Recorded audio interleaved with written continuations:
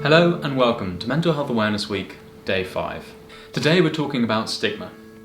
Stigma orientates around an element of fear, and an element that when you tell your friends, when you tell your family and those close to you, that you may be judged for it or potentially they may think lesser of you. Now because of this, I'm going to do something right now which scares me. I'm going to show you a clip from Singapore just as I was being pulled off the plane. Don't worry where I am. I'm here, alright? Don't worry about me. Worry about yourself. And this is not a message for me, because I know I am fine. But it's fluid, it's motion, so I trust the camera can focus on me. Because I empathise with the camera, but I don't empathise with it wanting to see everything. I empathise with that. I don't need to tell it it's working. It's binary code, mate. Be I'll get famous, and maybe you won't mean to. But you'll see me on the news, and you'll come running to the corner. Cause you know it's just for you. You're the man that can't be moved.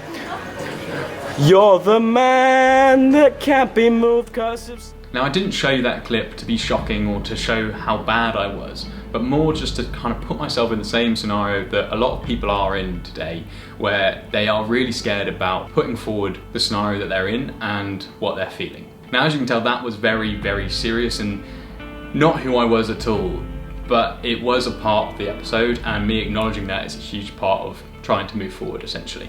When I came back from Singapore, I didn't want anyone to know what had happened to me. I didn't want my mum telling her friends, I didn't want my friends knowing the really severity of it. I just blew it off. I was like, well, yeah, it was like having some booze, it was just a bit of fun, but just trying to brush it off so that it didn't seem as massive as it was.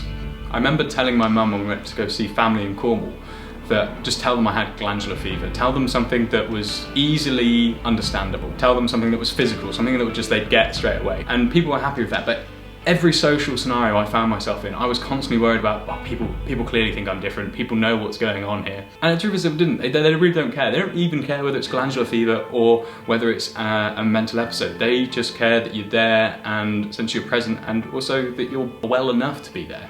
Over my lifespan, I've always been told that people with mental illness are the bad guys. People like Joker, people like the Riddler. Those people in superhero books have always got mental issues and they are always bad guys. They're never the product of something good. And that in itself gave the impression to me that I was like, right, well I've had this now.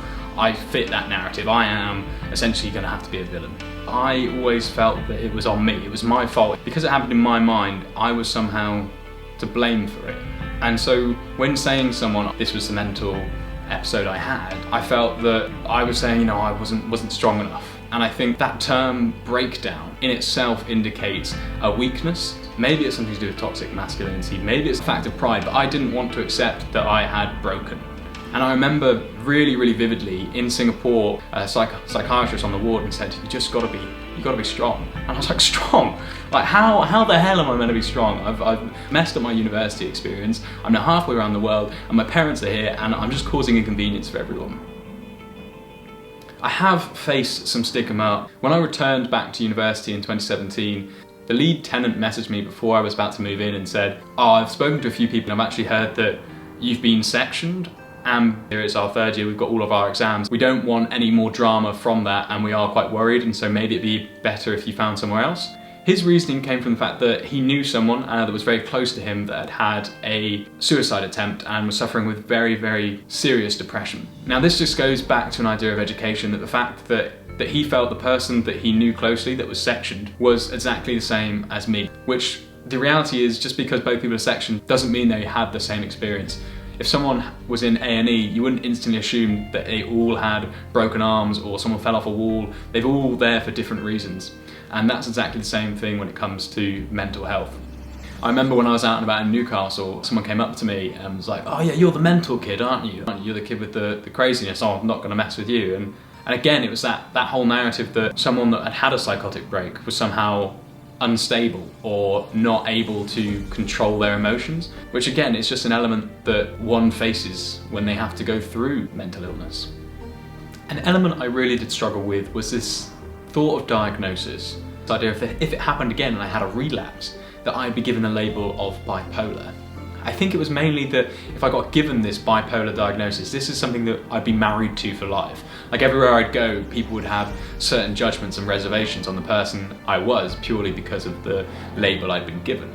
For example, if in the news, for instance, talking about the latest shooting in America and then says, this person with bipolar did it, I feel like I would be instantly grouped into that division of people, so to speak.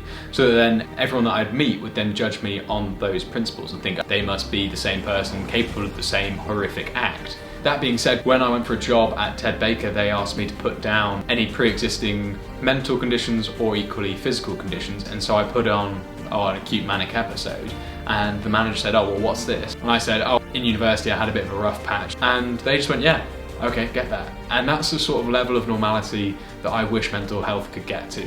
How did I get to the place I am today? It's just a slow process, honestly. It's speaking to your friends, speaking to your family first, and you'll see that they'll accept you, because that is what friends and family are there for. If they really are true friends, they should support you through that. I then opened up to this real film challenge, and that gave me an opportunity to see what people thought. I'm gonna be honest with you, everyone was just, again, super supportive. Even doing this now, I haven't had one bit of negativity towards what I've been doing. It's been all incredibly positive. Everyone has been so lovely and kind, and they've said things that really touched me. I've had voice messages from my closest friends saying how proud they are of me. I've had people reaching out that say, I wasn't feeling like I was going to talk about these sort of things, but I feel like I am going to now. And I suppose what I'm trying to say here is that if you do take that leap and you do start talking about it, people will be supportive, because you're being authentic and you're being genuine about something which is so important and affects so many people. But that's Stigma. Today I'm taking part in a live Q&A with a local charity called Young Gloucestershire, and they're amazing because they work with young people that experience mental difficulties and just try and support them in a variety of different ways. I'll leave a link in the description below if you guys want to check that out. Thank you for tuning in for day 5, really appreciate it. Tomorrow we'll be looking into education, and we're slowly going to get towards the end of the week, which I know you're going to be happy about not seeing my face anymore, particularly light up your timelines. Okay? And all those messages that people are sending me, they're amazing, and it makes it all worthwhile from my point of view. So thank you very much for that. Look forward to seeing you tomorrow, and thanks, appreciate it.